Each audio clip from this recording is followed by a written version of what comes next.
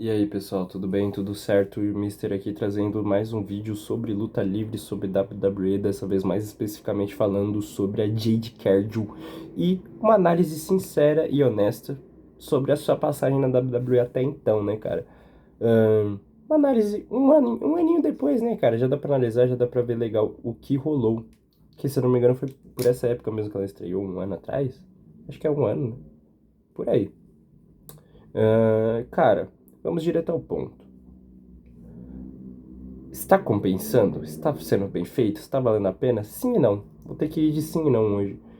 Por quê? Ah, eu acho que o começo dela foi muito bom, tá, gente? A gente fala muito dela agora porque ela está colocada numa posição ruim. Pra ela também. Fora as atuações e tudo mais.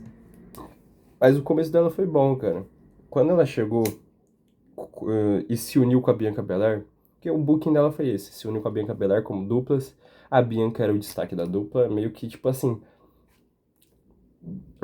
apadrinhando a Didi Cardio para a WWE, por esses moldes, que é diferente da EW. Então, assim, chegou com muita expectativa também, porque ela era imparável na EW, tinha uma streak na EW. E acabou que ela se juntou com a Bianca Belair, foram campeãs de duplas, e aí eu vou ter que fazer alguns elogios sinceros, cara, porque ela lutava legal até. Não acho que ela, nossa, lutava mal. Claramente, obviamente, ela não tá no nível da Bianca Belair. Não que seja fácil estar no nível da Bianca Belair, porque ela é muito boa. Mas tinha um desnível na dupla. Mas ao mesmo tempo, eu acho que elas conseguiram elevar muito a divisão de duplas feminina. Que tendo combates legais, combates com pessoas da NXT, sabe? Então, assim, eu acho que elas foram ótimas campeãs de duplas. Elas defenderam bastante o título de duplas feminino. Coisa que não acontece tanto com Charlotte e Alexa, por exemplo, mas que eu ame elas como campeãs. Elas não estão fazendo um reinado assim, tipo, tô defendendo direto contra diversos desafiantes. Não.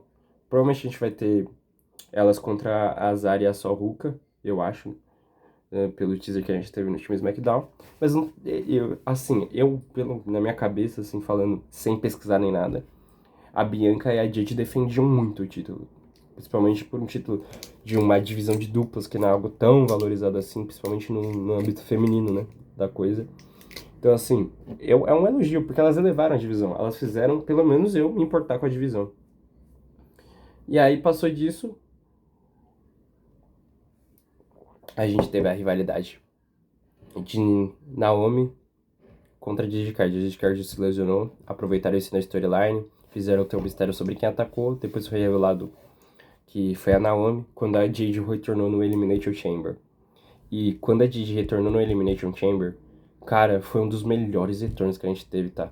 Como retorno, aquilo foi sensacional. Foi muito bom o retorno da Jade Card, tá? Trucidou a Naomi, foi bom demais, não tenho do que reclamar, pelo contrário, só elogios. Então, olhando atualmente, cara, falando, a passagem da Jade Card até Elimination Chamber foi muito sólida, cara. Foi muito sólida, foi muito boa.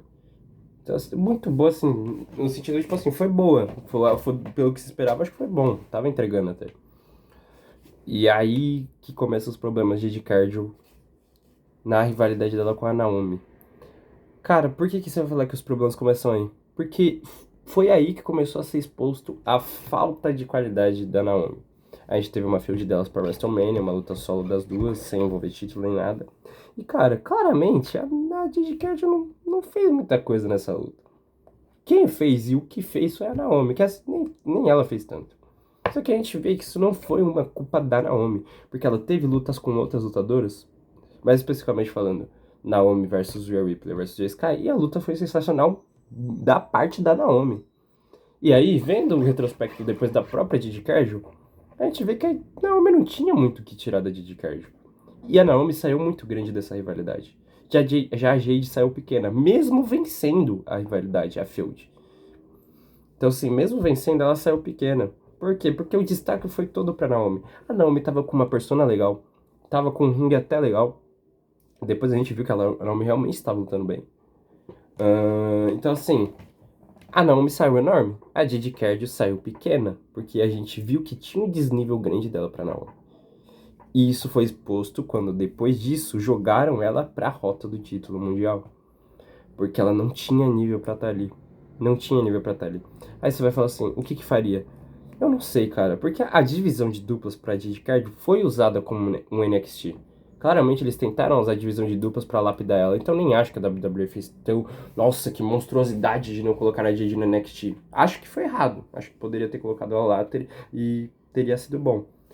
Mas eles fizeram o caminho certo até, eles usaram a divisão de duplas como um NXT. O problema é que não foi o suficiente. E aí fica aquela coisa, a Jade Cargill que é limitada, ou só não tá dando liga? Porque assim, cada dia que passa, vai se criando mais um sentimento de que a Jade Cargill realmente é limitada. Que não tem o que fazer com a Jade Cargill. Que ela só realmente não tem nível pra competir com as outras. Eu quero deixar só uns pontos claros, tá? Antes de vir alguém encher o saco, gente, eu tô falando disso porque ela é realmente uma lutadora limitada. Não tem por que ter outros méritos. Porque eu sei que vem insinuações normalmente, é o segundo vídeo que eu faço específico sobre a Jade Cargill. Então, assim, Bianca Belair é minha segunda lutadora favorita, talvez, cara. Talvez porque, sei lá, não penso muito em segunda. Minha favorita é a Liv, então, assim. Mas tá entre as três primeiras, com certeza. Porque eu gosto muito da Io Sky, por exemplo. Eu tinha que pensar bastante pra ver qual que eu prefiro. Mas. Então, assim, Naomi também. Nossa, Naomi tá sensacional. Então, assim, o problema da Jade Cargill realmente é ela, gente. Não é perseguição com ela. Não tem nem por que odiar ela. Aparência, vamos falar de aparência? Ela tem tudo pra ser uma estrela gigantesca na WWE. Porque ela tem aparência, cara. Ela é bonita de rosto. Que é importante, tá, gente? Você pode tentar negar e fingir que não é importante. É óbvio que isso é importante. E não tô nem falando pra mim, sim, é pra empresa. Porque eles querem vender um produto bonitinho, um produto clean. Então eles querem que suas estrelas sejam bonitas, seus superstars sejam bonitos, a não ser que ser feio faça parte da gimmick.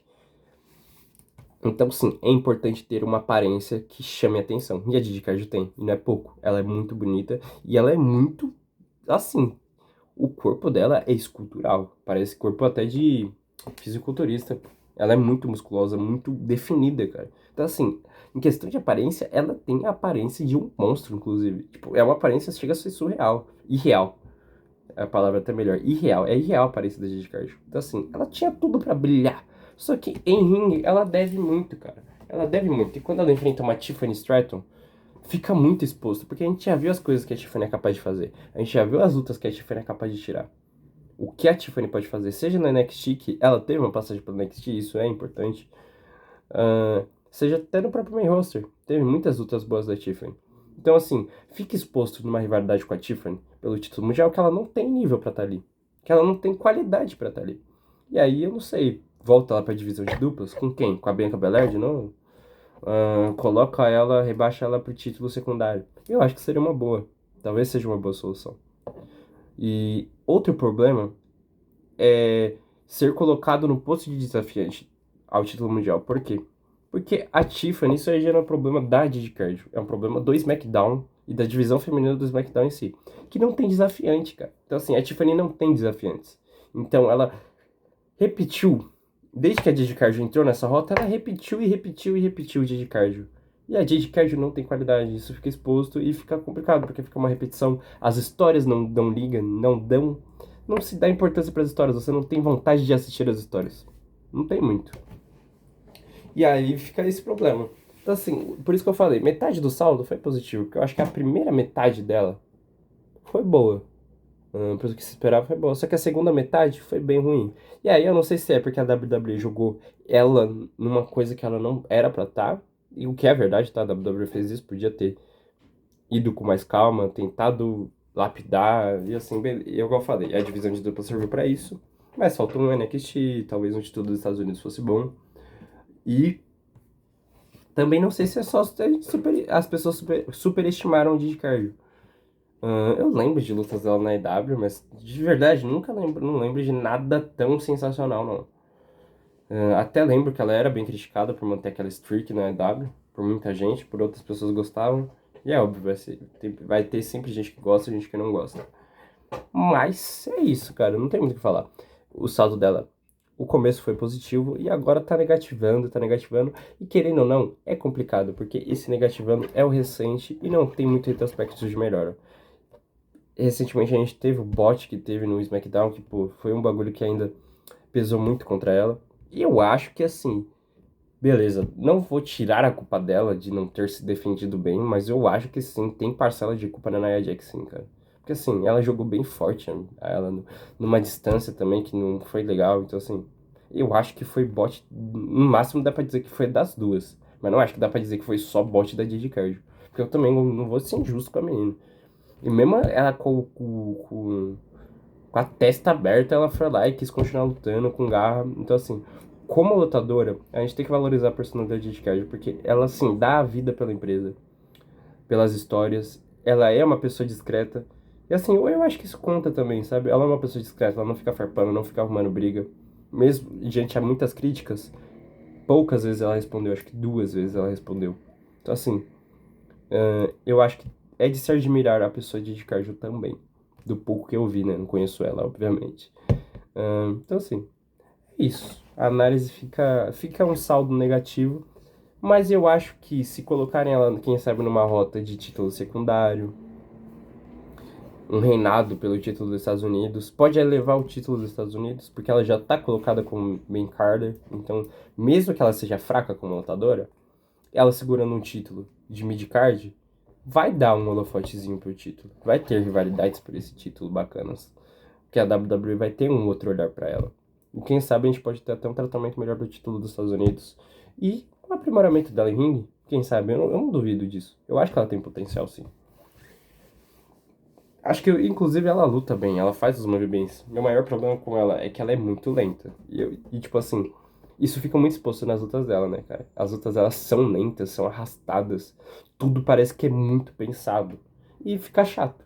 Porque o wrestling você não pode ser algo muito lento e pensado, a não ser que o seu personagem seja muito favorável pra isso. O que não é o caso dela, por mais que ela seja gigante, não é bom pro personagem dela ser completamente lento, só torna as lutas dela previsíveis, só torna os movimentos dela previsíveis. E traz muito bot para as lutas dela, porque inclusive quase todas as lutas dela teve bot.